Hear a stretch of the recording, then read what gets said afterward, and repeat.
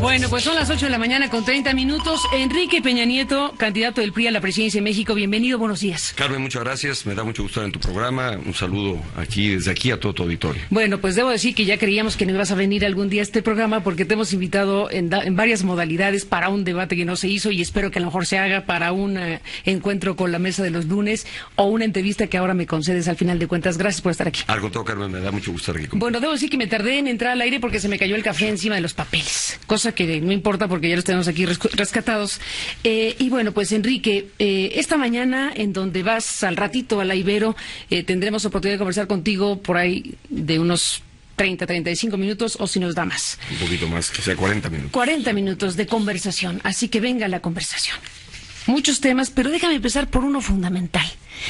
Cuando alguien dice quiero ser presidente de México, debe tener un mínimo diagnóstico, radiografía del país que quiere gobernar, de los ejes fundamentales de la problemática de un país. ¿Cuál es tu diagnóstico? Mira, Carmen, yo creo que lo he venido señalando con toda claridad. En distintos espacios, si tomáramos los signos vitales del país en el desarrollo social de México, evidentemente habría que reconocer que México no ha ido por el camino correcto y que el balance no es positivo. Déjame darte solamente indicadores elementales del desarrollo social, donde se aprecia que es necesario cambiar y tener una política de mayor eficacia para darle mejores resultados a los mexicanos. En el tema de seguridad creo que no es necesario abundar, pero todos los mexicanos sabemos que ha habido en los últimos años un clima de violencia y de inseguridad, que en su momento podremos entrar al tema a mayor detalle sobre qué propongo hacer, pero evidentemente la inseguridad se ha incrementado, la violencia, el saldo que tienes hoy de esta lucha que ha tenido el Estado mexicano contra el crimen organizado. Tienes en la inseguridad y la violencia un indicador que no es nada favorable. Si vamos a los niveles de pobreza de nuestro país, que en lugar de haber disminuido, se han incrementado los últimos 4 años, de entonces a la fecha tienes 12 millones más de mexicanos en condición de pobreza. Y de ellos la mitad han pasado las filas de quienes tienen pobreza alimentaria, que no tienen garantizado su abasto cotidiano. Si te vas al indicador del crecimiento económico, lo señalé en el debate, lo he señalado varias ocasiones, tenemos el peor desempeño en nuestra economía de los últimos 80 años. Hemos tenido un crecimiento promedio del 1.7%, que contrasta notablemente con el que otros países de la región han tenido en los últimos años, caso de Brasil de más de 3%, Colombia, Chile, Perú, que tiene más de 5%. Y la pregunta que nos hacemos los mexicanos es ¿por qué no hemos crecido? ¿Y qué pasa cuando no creces económicamente? No se generan empleos. No ha habido los empleos suficientes para un mayor número de mexicanos que se van incorporando a la vida económicamente activa y que simplemente no están en la oportunidad de dar un empleo. Es una ventaja para el país que es el bono demográfico, es decir, que tengas un amplio sector de la población en condición de ser económicamente activo no se está aprovechando porque no hay espacios. Aquí tienes 4 indicadores verdaderamente sensibles. Déjame detener en el primero que dices. Obviamente el asunto de la seguridad, el tema de la violencia en México es un tema prioritario. Ya llamó la atención que en el primer debate presidencial ninguno de los candidatos abordara medianamente un asunto que es ya absolutamente desmedido. ¿Cuál es tu diagnóstico específico sobre lo que ha pasado en México? ¿Tienes cifras? Hay incluso ahí en la información oficial deficiencia de saber exactamente de qué tamaño es lo que ha sucedido en México. ¿Cuál es el panorama que tú tienes con tu información, con los elementos de diagnóstico que tengas precisamente sobre el tema de la violencia, el crimen organizado? ¿Cuántos muertos, según tu información, hay en México en este sexenio? Pues el dato no es distinto del que oficialmente se maneja, que está en el orden de los 50,000 personas que han sido entre víctimas de la ola de violencia y entre quienes presumiblemente están involucrados en el crimen organizado, pero como sea o cual sea la causa de ello, pues un saldo que verdaderamente es de llamar notablemente la atención. Y déjame decirte o darte un dato duro de lo que ha ocurrido. La tasa de homicidios por cada 100,000 habitantes, que es el indicador más importante para medir las condiciones de seguridad, que universalmente se utiliza. Es decir, ¿cuántos homicidios hay por cada 100,000 habitantes? Y cuando tú quieres saber si una ciudad o un país es seguro o no lo es, te vas al indicador, es el termómetro universalmente reconocido. La tasa de homicidios en México por cada 100,000 habitantes pasó de 10 en el año 2006 a 23 que hoy tenemos. Fue más del doble, 150% fue el crecimiento que tuvo esta variable, y deja ver evidentemente que aunado a esta condición general del país, hay estados donde se ha acentuado lamentablemente la violencia, y que hay que decir, y por ahí debe haber iniciado. Lo primero que hay que reconocer es que el Estado mexicano está en la obligación, en el deber de combatir al crimen organizado. Es una tarea del Estado mexicano, es una tarea irrenunciable. No está sujeta a que se quiera o no. Lo que está a debate es la estrategia a seguir para lograr mayores resultados. De tal suerte que no hay duda, al Estado le compete y está en la obligación constitucional de combatir al crimen organizado, pero también darle resultados a la población. Y creo que esos son los que no han sido satisfactorios.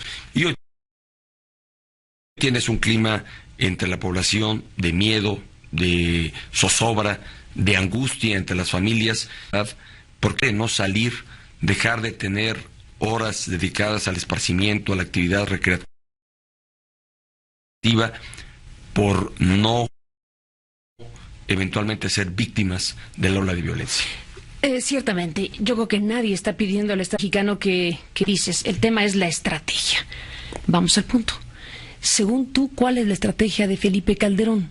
Según tú, ¿qué es lo que hace que el país esté como está? ¿A partir de qué estrategia? ¿Tú la entiendes? ¿La podrías describir? Pues me parece que está en el gobierno federal dar respuesta a cuál es el objetivo que busca dentro de la estrategia. Creo que cuando tienes un objetivo fundamental, claramente señalado, permite al institucional del Estado mexicano para poder combatirlo. Lo que yo vengo proponiendo en esta campaña en materia de seguridad es devolverle paz y tranquilidad a los mexicanos.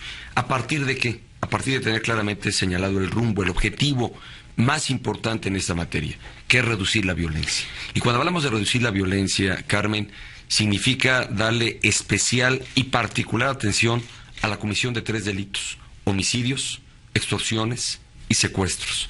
3 delitos que evidentemente generan violencia en el país, que son los que han tenido un crecimiento notable en los últimos años, y que es ahí donde debe estar centrado, en mi óptica, el objetivo central: reducir la violencia, darle seguridad a los mexicanos para poder salir a las calles, para poder transitar las carreteras del país, para poder viajar libremente por todo el territorio nacional. A partir de ello, he apuntado primero cuál es, si la pregunta es ¿qué propongo hacer en esta materia? En primer lugar, fortalecer he sido el primero en reconocer que el gobierno federal ha hecho bien y ha sido realmente acertado al haber incrementado la capacidad de fuerza del Estado mexicano. Su Policía Federal pasó de 6,000 elementos a 36,000 elementos que hoy tiene. Yo mantendría esta línea de crecimiento. Yo llevaría a que esta policía creciera aún más. Segundo, y me estoy yendo a un segundo paso que antes debiera hablar de las acciones para la prevención, pero sin embargo lo quise marcar en este punto porque sí es de reconocer esta parte que el Estado mexicano ha logrado en los últimos años. Pero en la acción preventiva me parece que debemos ir más a las causas que a las consecuencias de la inseguridad. ¿Qué es lo que está generando inseguridad? Esta es la parte preventiva. Que los mexicanos no tengan oportunidades, sobre todo los jóvenes. Y para revertir esta condición tenemos que abrir espacios de oportunidad de empleo y de educación, que hoy no se cubren suficientemente. No se cubre el empleo porque no hay crecimiento económico, no se cubre suficientemente la educación porque tienes deficiencia en el nivel de cobertura para el nivel preparatoria y para la universidad. Entonces, hay que ocuparnos de que esto, precisamente la parte preventiva, se logre atender. ¿Quieres tú decir algo? Pero sí, estamos en la descripción de lo que sería tu planteamiento para enfrentar este fenómeno de violencia y dices el foco fundamental es bajar la de violencia, y son algunas de las ideas que tienes. Déjame ir al punto de lo que ha sucedido otra vez, de lo que sería una acción de gobierno de Felipe Calderón, que en consecuencia ha traído lo que hoy tenemos enfrente. Un grupo de ciudadanos ha presentado un documento muy amplio en el Tribunal de la Haya y está solicitándole a esta instancia de justicia internacional que se investigue el caso México, ubicando ahí delitos de lesa humanidad. Identifica lo que ha pasado en México como delitos de lesa humanidad. Si esta solicitud prospera, ha sido recibida, no sabemos qué ocurrirá, pero ha sido recibida. Si esta solicitud prospera, podría traducirse en un conjunto de acciones penales eventualmente de la justicia internacional. ¿Cree Enrique Peña Nieto que Felipe Calderón, por su responsabilidad como jefe de Estado, debería ser procesado, enjuiciado de alguna suerte? Mira, de lo que conozco de esta denuncia presentada en la Corte Internacional, en mi apreciación carece de sustento. Porque si bien tienes un saldo lamentable en el número de muertos que ha derivado de esta lucha que el Estado mexicano ha emprendido contra el crimen organizado, evidentemente no se trata de una acción del Estado para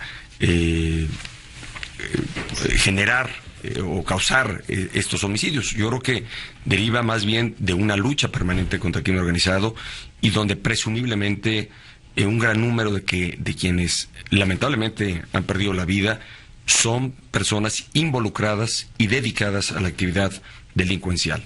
Creo que el Estado mexicano, al margen de quién sea su titular y quién esté en la responsabilidad del Ejecutivo, debe actuar con apego a la ley, debe actuar en la obligación impuesta por la Constitución de combatir al crimen organizado. Creo que la estrategia seguida no ha dado los resultados para darle seguridad a la población. ¿Qué falló Enrique Peña Nieto?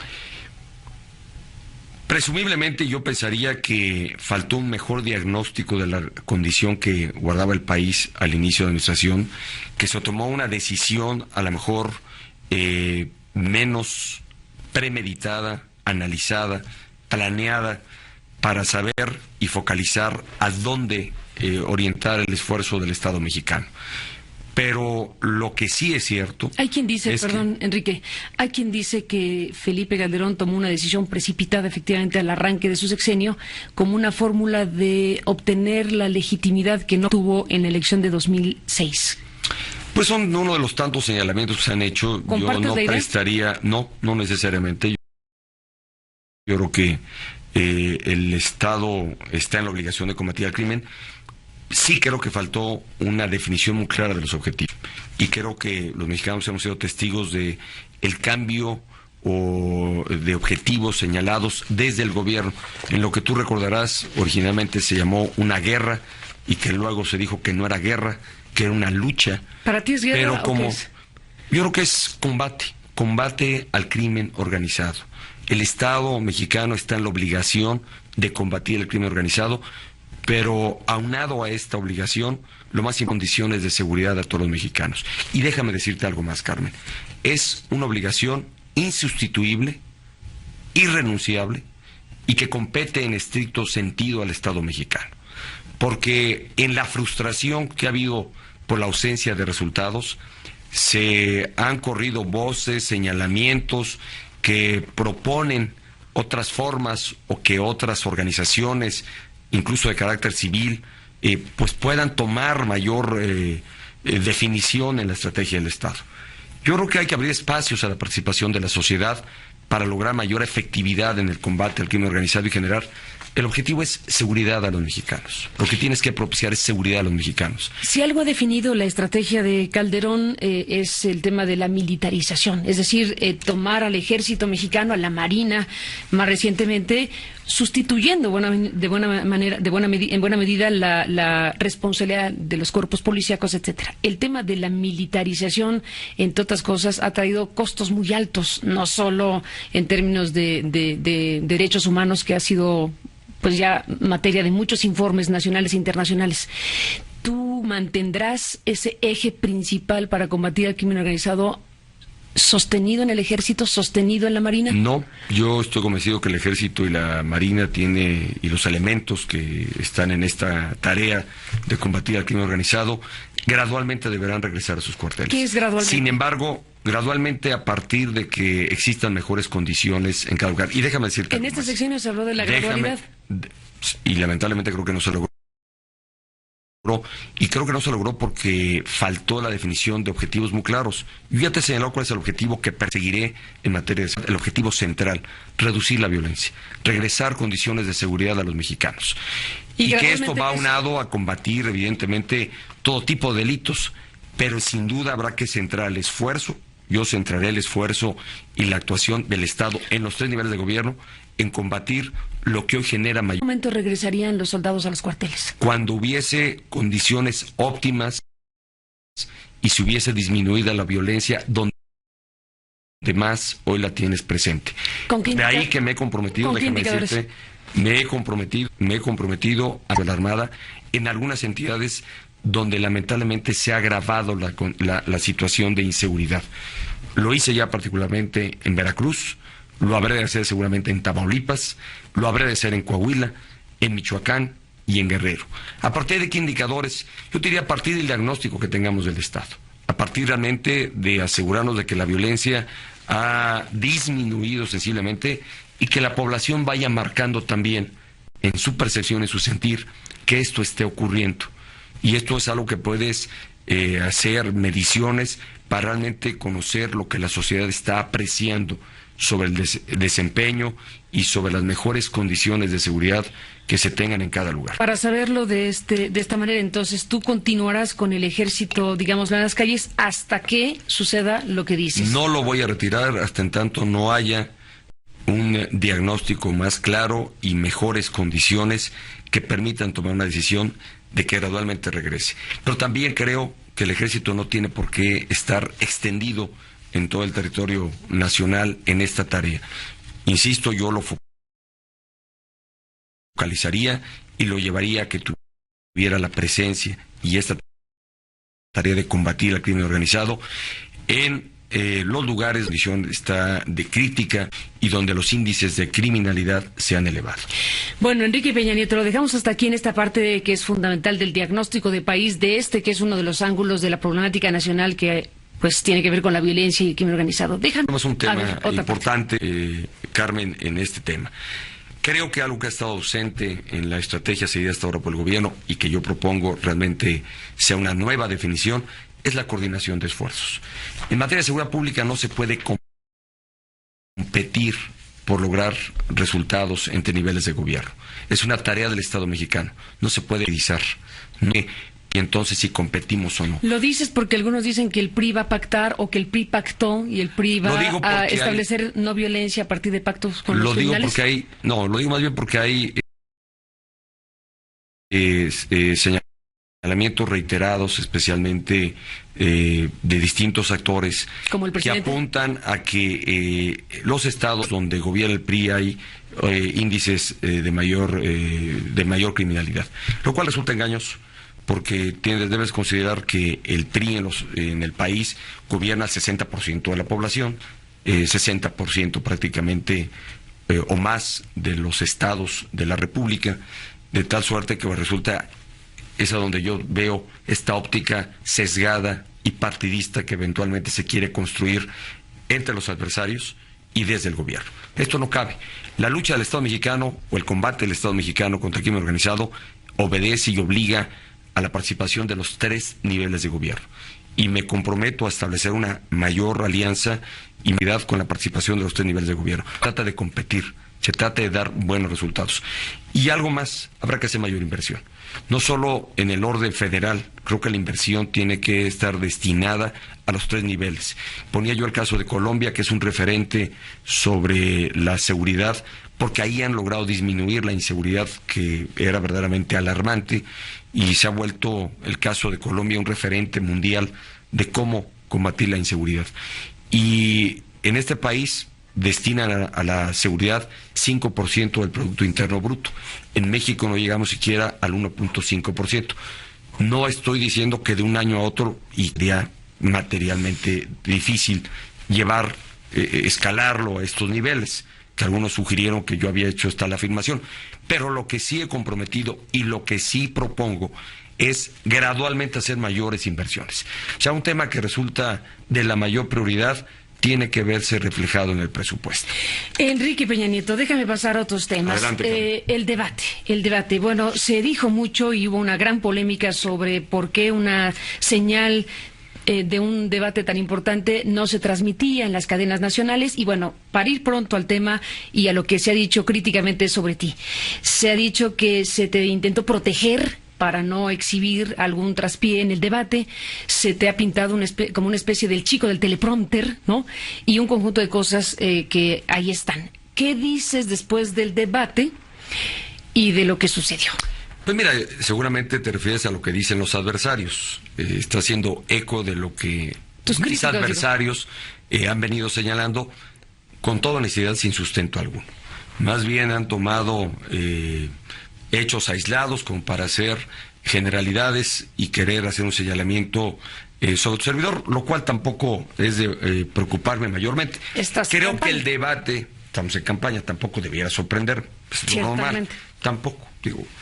Pero creo que el debate dio un espacio, primero, de fortalecimiento de nuestro régimen democrático. Creo que el debate debe ser central en una competencia democrática.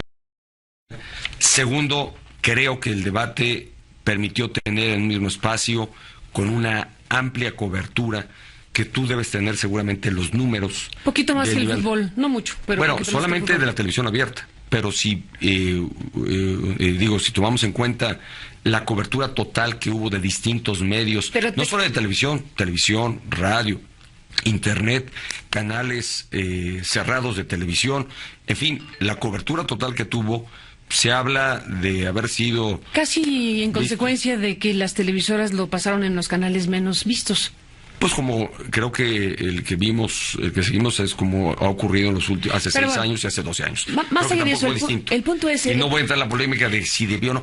Yo creo que, y mi partido fijó claramente su posición, creo que no puedes imponerle a un pueblo el que obligadamente vea un debate. Debes darle la opción, mientras le garantices que tenga acceso para poder realmente seguir el debate. El tema era si te protegían o no las televisoras en particular, precisamente porque has tenido algunos traspiés cuando has tenido lo de la FIL y algunas otras cuestiones. Pues nada más, Carmen, como si nadie más se tuviera traspiés. Lo que pasa es que lo que parece ser más grave es que quien va adelante en las encuestas no primero está exento de tropezarse, y cuando lo hace, bueno, pues viene la oleada de todos y no debió ocurrir. Así es esto. Lo entiendo, lo asumo, pero evidentemente creo que ha habido los espacios sobrados de esta campaña y otros para finalmente acreditar quién soy, cuál es la experiencia que me respalda. Ese es el punto. ¿De qué está hecho Enrique Peña Nieto? Tú dijiste en el debate una frase que nos ha dado materia. Bueno, no solo hablamos de ese tema en la semana, en este programa, sino de otros asuntos, pero diste una frase que por supuesto estaba pensada, supongo, para llegar al punto del que hablaremos en este momento. Si la televisión hiciera presidentes, usted sería presidente Andrés Manuel. Déjame recuperar este fragmento del debate y vamos al punto. ¿De qué está hecho Peña Nieto? ¿Qué quiso decir y qué hay detrás de la frase que nos ha llevado a un conjunto de informaciones, de papeles, de documentos y de cifras a la que ahorita vamos a llegar? Yo sostengo que este grupo que domina pueden imponerse porque son también dueños de los medios de comunicación. Por ejemplo, este debate no se está transmitiendo en los canales de más audiencia porque a los dueños de los medios de comunicación no les conviene, no quieren que sepan los mexicanos quién es realmente Enrique Peña Nieto. Ahora, en un acto de arrogancia, quieren suplantar el derecho del pueblo a elegir libremente y con información a su autoridad. Quieren imponer a Enrique Peña Nieto. Eso está por verse. Si la televisión hiciera presidentes, usted sería presidente, Andrés Manuel. Porque en su gestión como jefe de gobierno destinó más de 1,000 millones de pesos y esto representa el doble de lo que el gobierno del Estado de México destinó a comunicación social. No es cierto lo que él plantea, desde luego. Yo tengo un documento que voy a mostrar. Dice 1,000 millones en el sexenio, ¿sí? Usted nada más le entregó a Televisa en el primer año, 600 millones. Si fuese cierto. Y ahorita le voy a mostrar el documento. Por eso, no nos dejemos apantallar. Nos pueden llevar al despeñadero. Enrique Peña Nieto. De esto hablamos ayer con López Obrador y él lanzó incluso un reto o una definición sobre el tema, diciendo que si le compruebas que él se gastó lo que dices que se gastó, renuncia a su candidatura presidencial y que si no, deberías renunciar tú. Básicamente es lo que planteó ayer López Obrador. Tenemos también el audio. Brevemente, si quieres, lo presento y regresamos a... Vamos a ver. Pero el gasto de comunicación social de la jefatura de gobierno, que es el gasto del gobierno, son 148 millones. No, 200. Lo demás, no, porque ahí está incluido en la jefatura, pues todo lo que tiene que ver con las dependencias que directamente están vinculadas al jefe de gobierno. ¿Y tu suma te da? 557 millones. En 5 años, sostenido con contratos. Aparte de la cifra negra, le pudieron haber entregado el dinero a través de empresas filiales a Televisa. Hay una empresa filial, Alejandro Quintero. Es un personaje clave. Él es dueño, que se llama TV Promo. A través de esa empresa se triangula y compran tiempos en Televisa. Si no es así, pues es en maletas, es decir, es dinero en efectivo. Pero si no es así, ¿crees que se paga en efectivo la televisión? Pues ¿por qué no? Pero si no fuese así, Carmen, entonces quiere decir que Televisa está invirtiendo, está aportándole a Peña Nieto. Es una promoción completa, sin cobrar absolutamente nada. Nada más que la pregunta sería, ¿y a cambio de qué? Y dice él, es que tú hubieses sido presidente de México si fuese por la televisión. Yo tuve una relación con Televisa y tuve una relación con todos los medios, ¿sí? De respeto, pero nunca de subordinación, Carmen. Si es cierto lo que él dice en el manejo de medios, que yo gasté 1.800 millones en 5 años, si es cierto, yo renuncio a mi candidatura. Andrés Manuel dejó Pero aquí... si no es cierto, ¿sí?, lo que él dice, que él haga lo propio. Eso sería un acto de congruencia. Bueno, pues Enrique Peña Nieto, esto es lo que ha pasado del debate para acá sobre el tema de los gastos de campaña, de los gastos en publicidad gubernamental, etcétera. Si la televisión hiciera presidentes, bueno, la frase es importante y nos lleva a todo esto. Pero para hablar de lo que dice López Obrador, si tú le demuestras que se gastó lo que dices que se gastó, renuncia a la candidatura. Mira, Carmen, déjame primero darte un antecedente de toda esta condición. Bueno, voy, si quieres, en primer lugar al tema de la cifra aludida y que evidentemente nos lleva a una diferencia. Yo tengo aquí para acreditarte lo que está en la cuenta pública que el gobierno del Distrito Federal ha entregado a la Asamblea Legislativa, que es información pública. Me permití traerte, por cierto, los pasos a seguir, que además hemos notarizado esta información para que mañana de repente no desaparezca. Pero esta es la ruta, como puedes llegar, y cualquiera podría hacerlo a través del Internet y a través de entrando a Google, cómo seguir los pasos para obtener la información que es pública y que simplemente no hay más que entrar a través del Internet. Y que es la cuenta pública. Y aquí te voy a dejar aquí una copia de lo que viene reportado en Internet de la cuenta pública, la información oficial de cada año, y que suma del 2001 al 2006 1.209 millones de pesos. Si eliminas la parte del último año donde él evidentemente ya no fungió como jefe de gobierno, pues evidentemente la cifra podríamos cerrarla al orden de los 1.000 millones de pesos. Estos son datos, es información pues simplemente oficial, que cualquiera puede consultar en el Internet, que es resultado de la cuenta pública, y esta es la documentación que yo presento. No sé cuál sea la información que tenga el señor López Obrador. Y adicionalmente yo te agregaría que si el valor, esa inversión la trajeras a precios o a valor presente, con datos del 2010, con pesos del 2010, evidentemente la cifra es todavía mayor. Tenía yo aquí el cálculo. Que en un momento te la muestro. Pero déjame dar un antecedente adicional a esto. Mira, ¿por qué señalé que si la televisión y si era presidente se lo sería. Porque pareciera que se escapa de la memoria colectiva, y me parece que no a todos los mexicanos, sino solo a aquellos que así lo quieren ver, que la cobertura que tuvo su jefatura de gobierno en el Distrito Federal fue la que ningún otro actor de la política haya tenido en los últimos años. Verdaderamente, la cobertura a sus conferencias matutinas, a la actuación que tenía como jefe de gobierno, pues que además es entendible.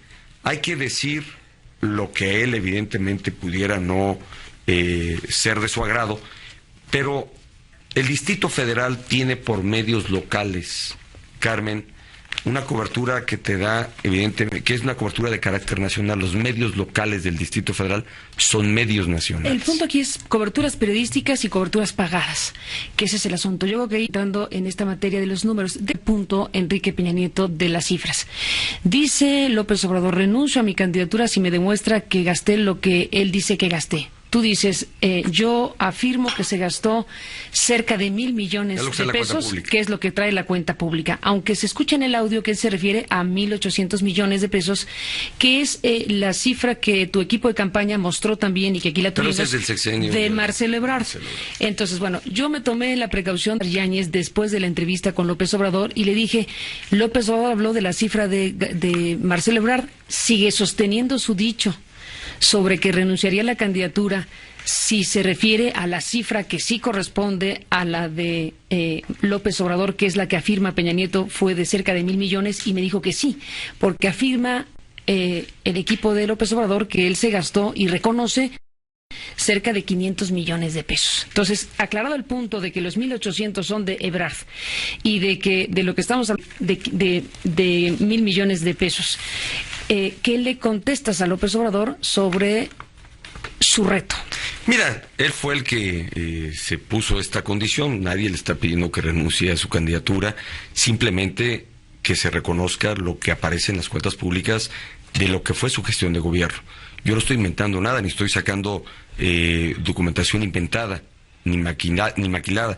Estoy simplemente presentando lo que está en información pública. Y ahí lo dejaste. Y aquí te lo voy a dejar. Bueno, dejemos entonces. Pero en fin, a ver, déjame nada más regresar al tema que me parece importante. ¿Tu respuesta sobre que renuncia a la candidatura es? Pues mira, es un tema que él fijó, nadie se lo está exigiendo, simplemente estoy pidiendo se reconozca, porque públicamente así está en la información que está publicitada, de cuánto invirtió el gobierno del Distrito Federal entre el periodo 2000 y 2005, que es del orden de 1,000 millones de pesos. Ahí lo dejamos, este punto. Queda el documento que tú traes, queda la declaración de López Obrador de que habla de 500 millones de pesos con contratos que nos han enviado algunos y que quedaron de enviarnos otros para que sume la cifra que nos dice que Pero da. ya te dejé la ruta de cómo conseguir información Ese pública. es el punto del número del dinero gastado en el sexenio de López Obrador. Tú dices, ¿no es asunto mío si renuncia o no a su candidatura?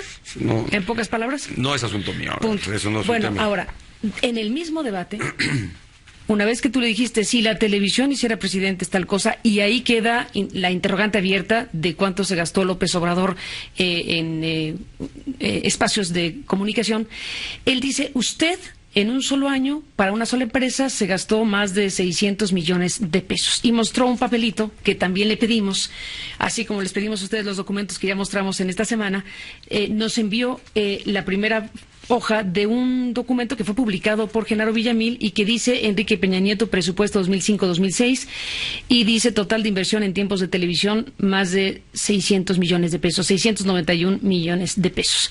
Este documento es el que publicó Genaro Villamil, que afirma Villamil obtuvo de un funcionario de Televisa que le dio información suficiente informar o decir que hubo un paquete de servicios de comunicación en tu gobierno para construir tu candidatura presidencial. Este sería el elemento que sostiene una afirmación o un planteamiento de ese tamaño. A ver, Carmen, sobre el documento particular. Que es el que mostró en la pantalla. Lo presentó y es un documento no nuevo, es un documento publicado hace 5 o 6 años en una revista y que no tiene ningún fundamento nuevo. Déjame decirte que quién lo hizo, de dónde viene el documento o de dónde viene tal afirmación. El periodista dice que viene de un funcionario de Televisa. Pero no es ni información oficial ni está sustentado y menos avalado por información pública. El gobierno, no sé de la empresa televisiva, pero del gobierno, pues, evidentemente no tiene sustento alguno esta información. Cualquiera pudo haber hecho un documento y presentado, y además, siendo respetuoso del medio, pero evidentemente en el estilo particular del medio que lo publicó, pues me parece que carece de todo sustento. Yo no estoy presentando información elaborada quién sabe por quién. Yo te estoy presentando información que está y que es información pública y que cualquiera puede accesar a través del Internet. Es el reporte de cuentas públicas. Qué bueno que tienes esta gráfica, que no me has permitido concluir la explicación de lo que yo hacía, de por qué no debe olvidarse de la imagen que entonces el entonces jefe de gobierno y hoy candidato del PRD tuvo entre 2000 y 2006. Fue el personaje que tuvo mayor cobertura. Sin duda, solo después del presidente de la República, era el personaje con mayor cobertura noticiosa de televisión, de radio, de prensa, y que no se puede comparar con la que otro actor haya tenido. ¿Qué ocurre después, en los años que me toca ser gobernador del Estado de México, 2005-2011? Y que es justamente lo que estaba explicando. Distrito Federal y Estado de México tiene una condición muy parecida y particular, Carmen. Para ambas entidades, y quizás sean las únicas del país, los medios locales son los medios nacionales. Los medios que permiten cubrir a tu población objetivo, a la población a la que debes informar y a la que estás obligado y tiene derecho a ser informada, son los medios nacionales. No hay medios locales. A diferencia de lo que puede pasar en otras entidades del país. Aquí no hay medios locales. Estado de México y Distrito Federal, sus medios locales son los medios nacionales. Y bueno, pues evidentemente esta gráfica que tienes aquí, que te voy a dar colores, muestra la inversión per cápita que en materia de comunicación hacen 3 niveles de gobierno. El gobierno federal, el gobierno del Distrito Federal y el gobierno del Estado de México. 3 entidades que destinan recursos para medios nacionales, para poder llegar a su población gobernada, y que evidentemente no cabe siquiera comparación entre no hay punto de comparación con el gobierno federal, que sin duda está muy por encima de cualquiera. Aquí dice que el gobierno federal se ha gastado 16.566 millones de pesos, son cifras también oficiales, que el DF se ha gastado 1.837 en el gobierno de Ebrard, y que te habrías gastado en el tiempo que te tocó, más el otro plazo hasta el 2010, 646 millones de pesos. Ahí llegamos al siguiente punto. Son las cifras oficiales, efectivamente, que se están mostrando en este cuadrito que el PRI y tu campaña nos has proporcionado y del que hemos hablado, y llevan al punto de hablar de los gastos per cápita. Si se usa la información oficial para hablar de cuánto se gastó el gobierno federal, el gobierno del DF y el gobierno del Estado de México, bueno, ustedes serían los que menos se gastaron. Viene el punto de la duda y la suspicacia y de si hay cifras negras. Y si esto revela la pantalla de televisión y tu figura. Tu presencia en la televisión es indudablemente notable desde que eres gobernador del Estado de México, y esa es la otra gran interrogante. Las cifras oficiales están ahí. Se accede a la cuenta pública y aquí están los números y una parte del debate. Esta otra parte del debate respecto a si realmente con esta inversión, como le llamas, se puede lograr un posicionamiento del tamaño del que tú tienes, y por eso la frase tuya de si la televisión hiciera presidente, obviamente va dirigido a esa crítica fundamental de qué se hizo esta candidatura tuya si no fue de una sobreexposición atípica y anómala en la televisión. Yo creo que ha habido un señalamiento excedido del tema porque no tiene sustento alguno. Yo diría, a ver, no tengo una investigación hecha, pero seguramente hay quienes hacen investigación y monitorean la presencia de los actores políticos en los distintos medios de comunicación. Lo que no debe escapar de la memoria es la presencia y la cobertura que tuvo el entonces jefe de gobierno López Obrador cuando estuvo en esa responsabilidad, en ese cargo, y que sin duda fue su plataforma para entonces convertirse en el candidato a la izquierda en el 2006. ¿Y qué me dices de la tuya? 2005, te vuelvo a decir, muy parecida en el tiempo y en presencia, y por eso te repito, Para eso hay quienes hacen monitoreo y ojalá hicieran un ¿Saliste trabajo. igual que López Obrador, dices? No, López Obrador no, en este periodo ya no sé, podríamos contrastarlo y me sometería a que se hiciera ¿Tú aceptarías un contraste de cuál fue el monitoreo. ¿Cómo vamos a saber los ciudadanos? Ese es un buen punto. Monitoreo ¿Cómo va a ser de los cuánto ciudadanos? fue la presencia que tuvo. Seguramente hay un récord de histórico de cuánto fue la presencia que tuvo. ¿De cuántas veces Entonces, saliste y de qué manera? López Obrador, ¿cuál fue? No fueron en mismo tiempo. La que sí tengo yo muy presente. Ya Videgaray y Monreal hablaron del monitoreo y creo que ambos están de acuerdo. Pues hay que hacerlo. Pero déjame decir algo más.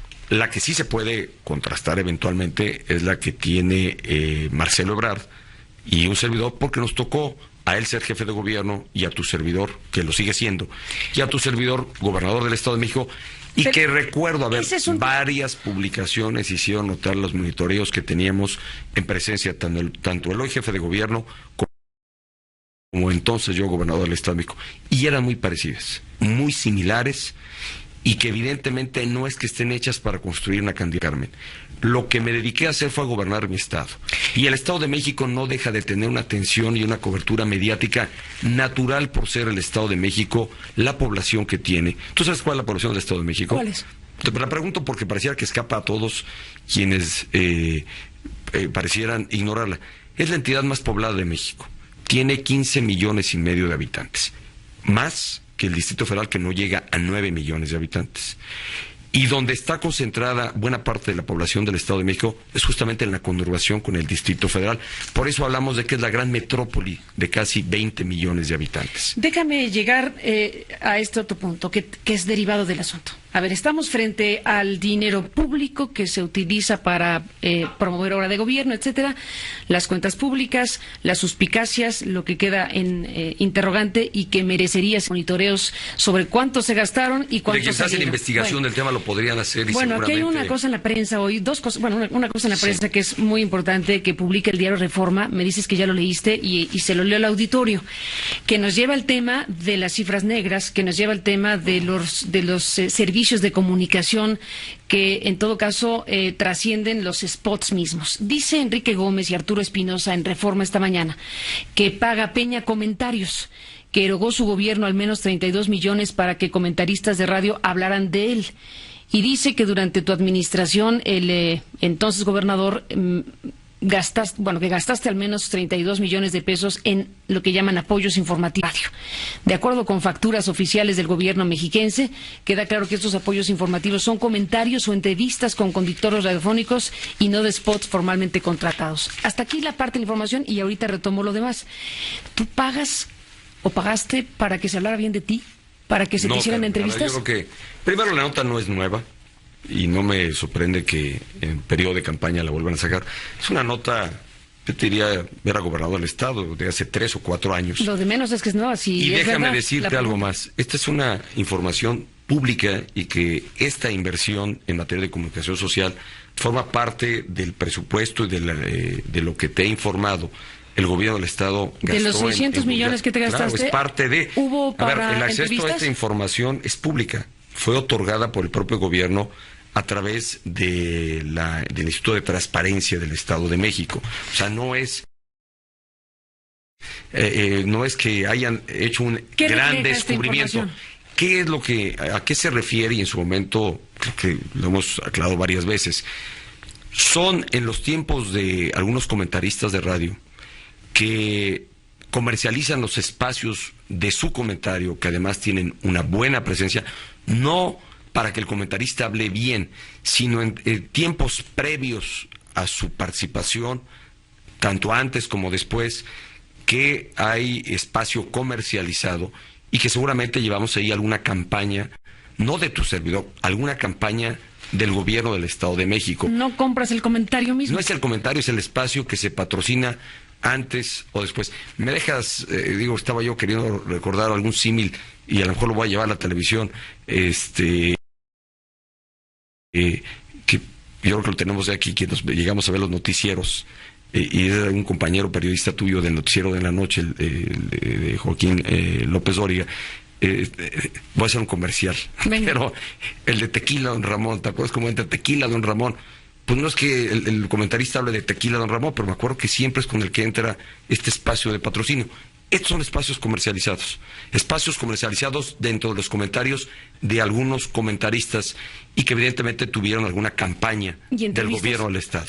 ¿Y entrevistas? No incluye entrevistas. Esto, digo, yo te preguntaría si la entrevista que estoy teniendo contigo de ninguna manera está pactada a través de algún convenio. No es este caso, no lo sé. No es este, ni no lo son ninguna otras entrevistas. Bueno, dice que pagaste... ¿Qué es esto? A ver, no es más que, evidentemente, espacios comercializados que precisamente en esos ocupas. Hablando de López Dóriga, aquí se muestra una factura de Astron Publicidad y dice que, bueno, pues pagaste por comentario. Es que dice así, comentarios de Joaquín López Dóriga transmitidos durante su noticiero López Dóriga y en el noticiero de Oscar Mario Beteta, y aquí viene la cantidad de 4 millones de que resalta el diario Reforma.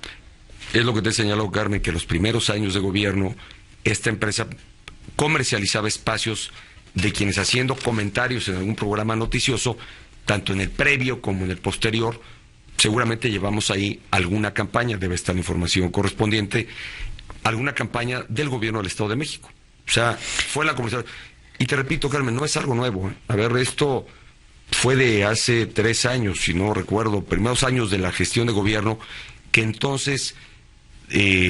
simplemente ocupamos estos espacios, como varios más que hay en la televisión, en la radio, que se comercializan, y es donde lleva las campañas de difusión del gobierno del Estado de México, que por cierto, Carmen, debo agregar, porque pareciera que la inversión en comunicación social es mayor. Después de la reforma electoral que se hiciera en 2008, quedó claro que tu servidor dejó de aparecer en la comunicación social del gobierno del Estado, como dejaron de aparecer todos los demás figuras políticas. Hubo una prohibición expresa y que respetamos a cabalidad, donde se hizo comunicación social del Estado de México, pero que no me llevaban en las campañas a tu servidor. Pero, una cosa es la campaña de comunicación que hacen los gobiernos, y otra la cobertura noticiosa que, te reitero, Carmen, es en razón de la condición que guarda el Estado de México, como la que guarda el Distrito Federal, que son condiciones similares, pero pues pareciera que a muchos o no la quieran ver o se les quiere olvidar. Bueno, Enrique, vamos a ese punto que es la crítica principal al asunto, el gran cuestionamiento a tu candidatura, ¿no? Esta cuestión de si la televisión está detrás de ti, si te promueve, si te impulsa, si te ha posicionado, si eres el candidato, si eres el candidato de la televisión. No se olvide. Bueno, lo mismo decían de Andrés Manuel López Obrador hace 6 años. Bueno, sobre el tema, a ver, con toda transparencia y claridad, ¿cuál es tu relación con Televisa? ¿Cuál es tu vínculo con los funcionarios, con los que manejan la principal televisora del país? No tengo una más allá de la relación que tuve desde el gobierno del Estado de México con todos los medios de comunicación, las televisoras, estaciones de radio, para lograr evidentemente una adecuada comunicación de la labor que veníamos haciendo en el Estado de México. ¿A ningún gobernador de este país se le permitiría así de fácil tener, por ejemplo, a una figura emblemática como Lucerito promoviendo un gobierno de un Estado de la República?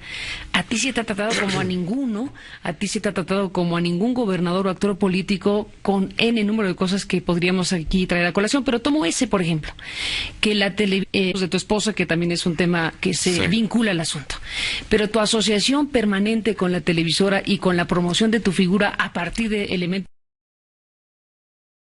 de la televisora, por ejemplo hace inevitable seguir preguntando qué va a pasar si llega a la presidencia, qué tipo de poder se va a construir a partir de una alianza o de un vínculo de esta naturaleza. Carmen, más bien lo aprecian quienes son adversarios, quienes quieren hacer de este Déjalo tema que lo vean otros ciudadanos.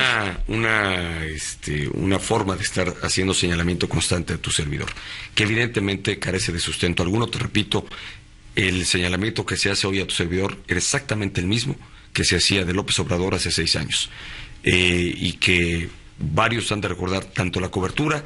Bueno, no escapa a tu servidor el personaje simpático que se veía en una comedia que presentaba una televisora, con el gallito feliz, que yo creo que varios de los mexicanos lo recordamos.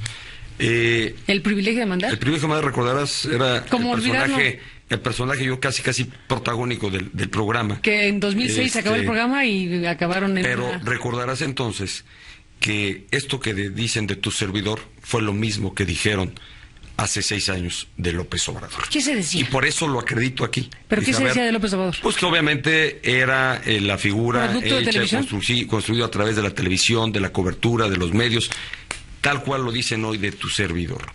Y me parece que simplemente no quieren ver por qué la presencia de quien es jefe de gobierno, de quien es gobernador del Estado de México, que es natural a lo que es su responsabilidad. A ver, Enrique, te lo pregunto así, ¿no le debes nada a Televisa? Absolutamente nada. ¿No le debes tu candidatura? Absolutamente nada, Carmen. A ver, mi candidatura es algo que se construyó en mi partido. Y mi partido, evidentemente, muchos años, se tomó un acuerdo interno para que hubiese una suma y una adhesión de las corrientes del partido en favor de quien evidentemente, y fue tu servidor favorecido de este acuerdo, tenía la condición para enfrentar el proceso en el que estamos participando. Y que permitió, insisto, un acuerdo de unidad que más allá de intereses particulares, individuales, que los había al interior del partido, optamos, siendo yo parte del acuerdo, porque fuéramos unidos y en respaldo a quien tenía en distintas mediciones la mejor condición para participar en este proceso. No soy más que candidato por acuerdo de mi partido, por la adhesión de las distintas corrientes que hay en mi partido, que me han respaldado y que me han dado el apoyo para que sea hoy el candidato de esta alianza, primero de mi partido y después de la alianza construida con el Partido Verde, ¿No que eres nada tiene que ver con los medios de comunicación. ¿No eres política de Televisa? Me parece totalmente absurdo y falaz hacer un señalamiento como tal. He sido gobernador de mi estado, he tenido una responsabilidad y como entonces lo dije como gobernador del estado. Dije, antes de hablar del futuro, déjenme concluir mi gestión como gobernador.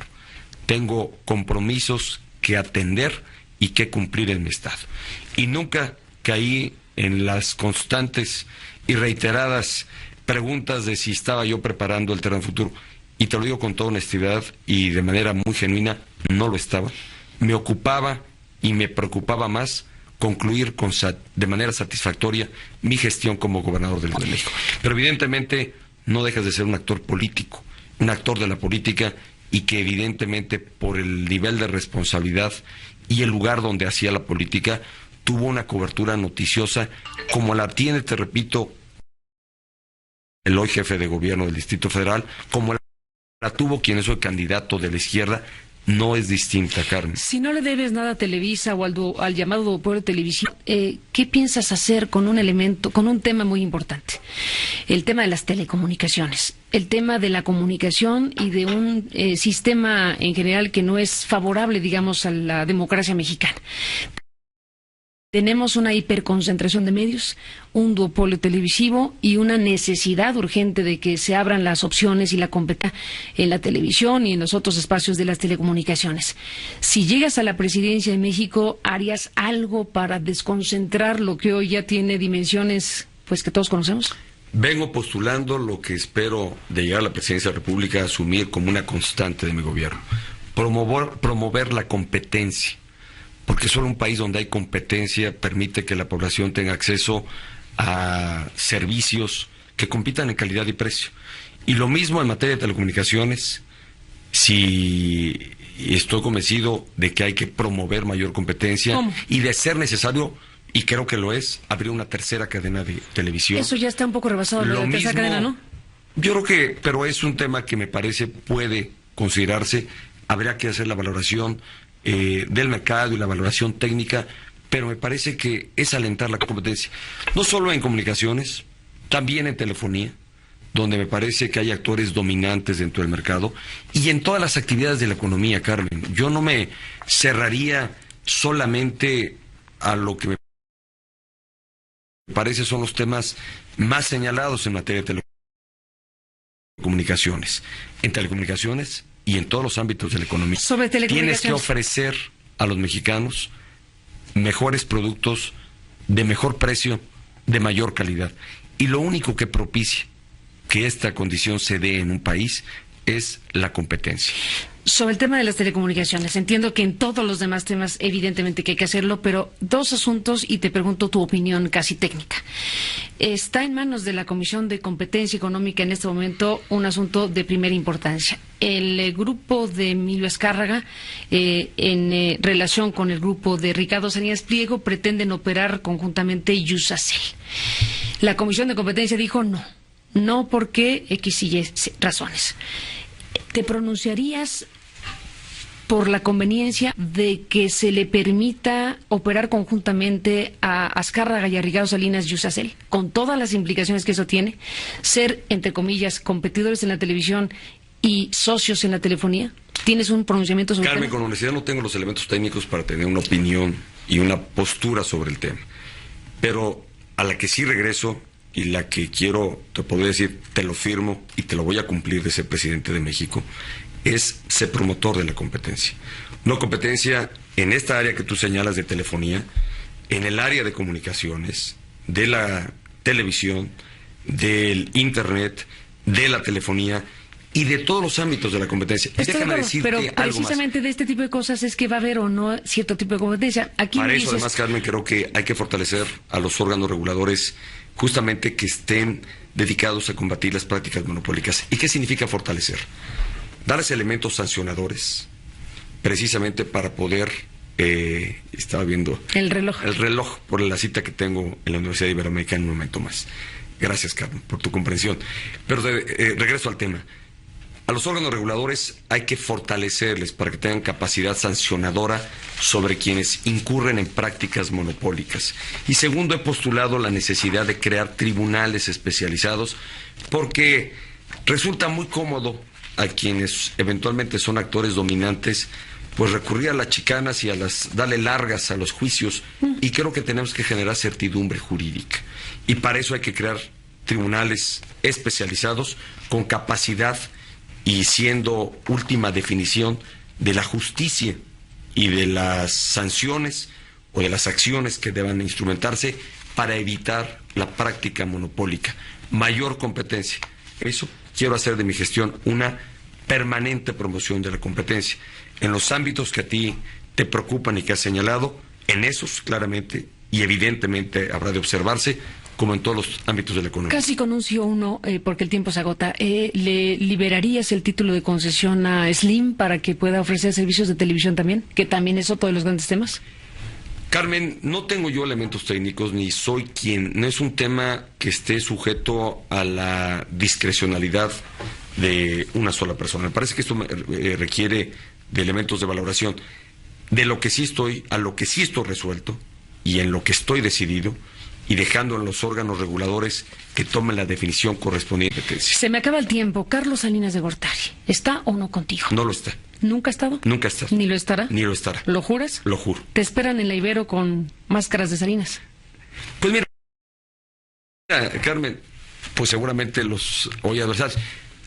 Tengamos presente lo siguiente, Carmen. Estamos en tiempo electoral, estamos en campaña.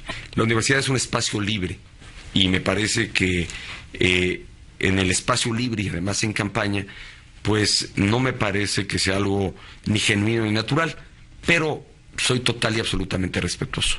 Voy a un encuentro con los universitarios a presentar mi propuesta y seré absolutamente respetuoso de lo que eventualmente se prepare, porque no me escapa saber que estamos en campaña y que los adversarios, dada la condición de ventaja que hoy tenemos, pues van a hacer todo y montar show y demás en ánimo de hacer señalamiento y descalificación a tu servidor. ¿Con quién estás compitiendo, Enrique Peña Nieto, ya? ¿Con Josefina o con Andrés Manuel?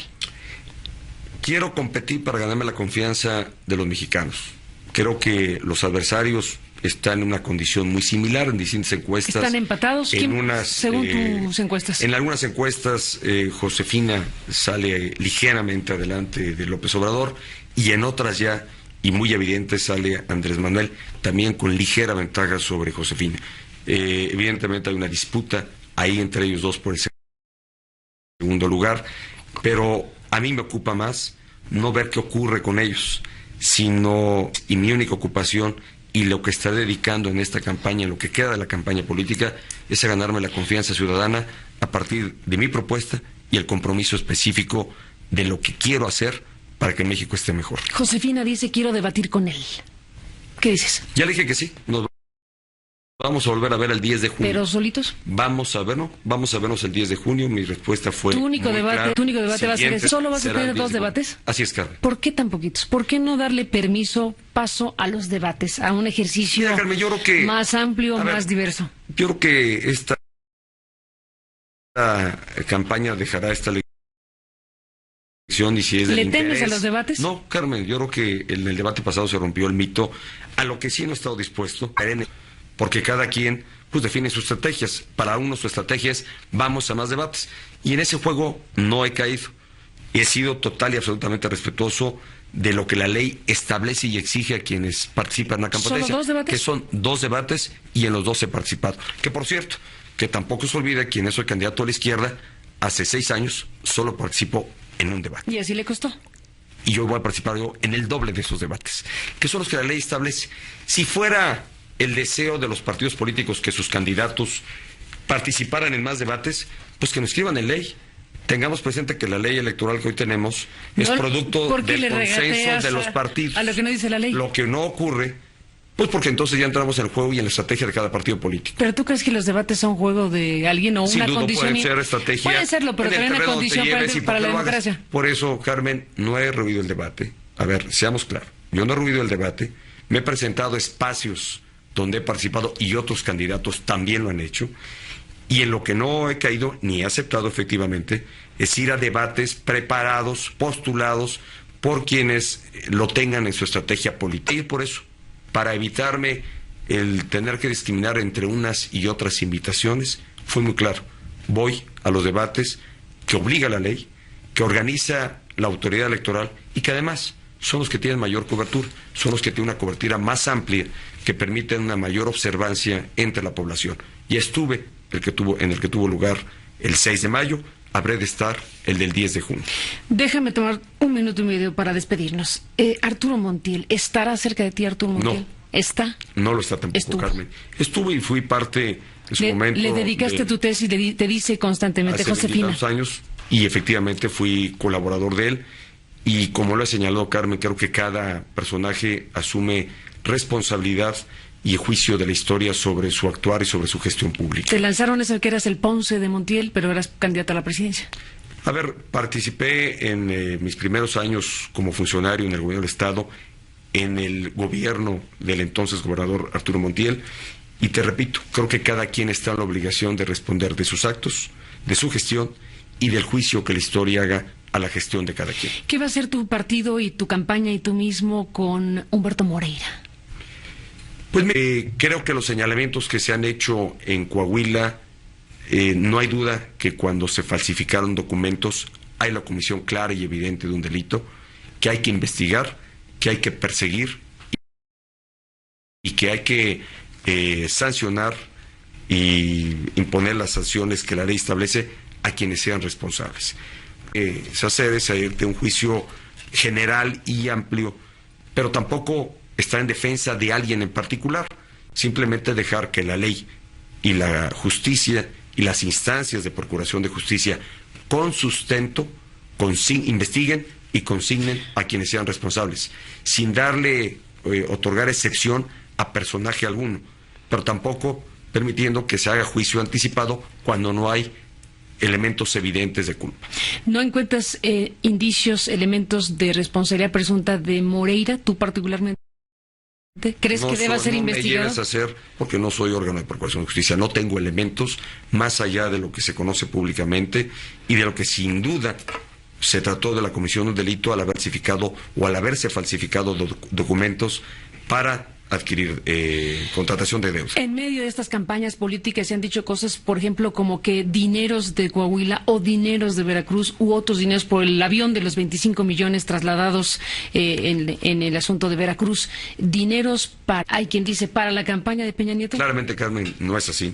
No hay tal, y lo digo una afirmación categórica, y quienes hacen este tipo de señalamientos me parece que no pierden ocasión de que cualquier cosa que ocurra, cualquier incidente que se presente, y otros, todos se quieran vincular a las campañas políticas y muy particularmente de quien trae ventaja hoy en las encuestas. Sin entrar en mayores detalles por el tiempo también y porque es difícil Ahora sí siempre el tema de la vida personal, hay un asunto que te pregunto brevemente. Ayer tú dijiste las madres y las mujeres son pilar de mi campaña. Y hay una mujer que ha tenido una presencia pública a través de las redes sociales, tú sabes perfectamente a lo que me refiero, Marit, lleva ya, y ella emite mensajes que son adversos a tu persona y que tienen que ver con su condición de madre de un hijo tuyo y una constante crítica a lo que tú dices respecto a las mujeres, respecto a proteger a los niños, etcétera, porque no encuentra ella que haya congruencia de tu expresión pública con tu expresión privada, dicho por ella y expresado de esta forma. Mira, Carmen, yo esta parte que además es conocida porque públicamente yo así lo referí, soy respetuoso de los señalamientos que pueda tener y al margen de las diferencias que pueda haber con la mamá de mi hijo, hay absoluto respeto, pueda coincidir ella en tu servidor, pero lo que sí recrimino es que se quiera, y sobre todo en mis adversarios, que se quiera valer de mi hijo para hacer política. Es un niño de 7 años que no puede ser tema político. Me parece que no se puede alguien pretender valerse de un menor para su propio beneficio. La que tengo con mi hijo la tengo plenamente asumido. Es un hijo que tengo legalmente reconocido. Me ocupo de su manutención y, como he señalado claramente, está en el cuidado y atención de su madre, a quien tengo respeto para con ella.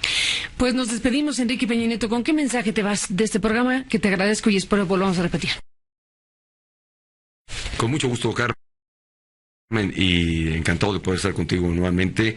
Pues yo creo que aprecio la oportunidad que me has dado de poder, sobre todo más que se viene haciendo, no solo de tu servidor, sino yo creo que de los demás actores que están en esta competencia.